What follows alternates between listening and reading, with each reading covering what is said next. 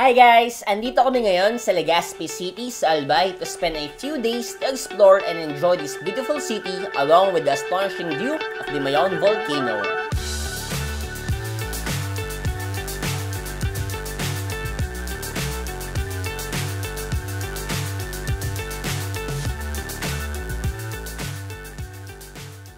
Isa sa mga accommodations namin habang andito kami sa Albay ay ang Seville Inn, which I will share to you in this video.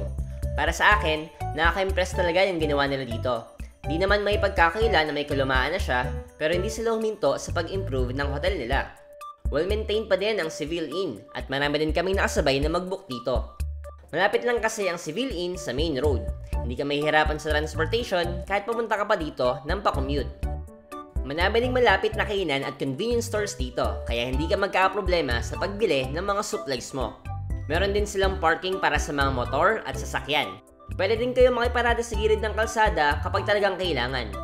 Ang binook namin na room sa kanila ay ang pinakataas. Wala nga lang silang elevator kaya mag-expect talaga kayo ng maraming palapag sa hagdanan.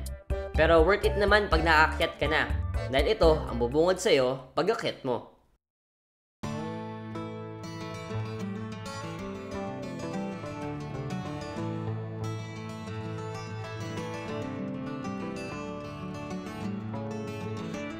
Open ang area nito para sa lahat ng mga guest. Yung iba, bibiyahe pa sa malayo para lang makita ang Mayon. Dito, aakyat ka lang sa hagdan at kita mo na agad siya. Ito naman yung private room na binook namin na andito lang din sa rooftop. Very spacious ang kwarto na to. May kunting bitak lang na parte ang lapag at hagdanan, pero overall, safe naman. Maliwalas ang kwarto lalo na pag yung mga kortina binuksan mo. Sa gabi, marami ring ilaw kaya hindi ka madidiliman. Meron ka rin ditong TV with Netflix, mesa na kainan, sofa, refrigerator, at syempre, mabilis na internet na perfect sa mga naka-work from home setup katulad namin. Stable ang internet nila dito during our stay, kahit pa may araw na malakas ang ulan. Sa taas naman, andito ang kanilang aircon, 2 kama na tulugan, at pagising mo, hawian mo lang ang kortina at yung ngayon, mag-good morning din sa'yo.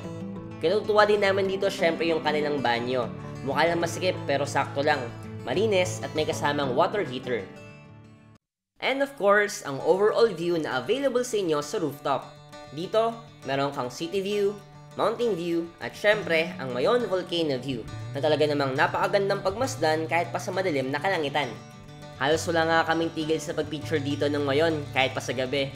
Nakatuwa lang talaga kasi maliwalas ang hangin, maliwalas ang ulap kahit pa sa gabi, lagi mo makikita ang Mayon.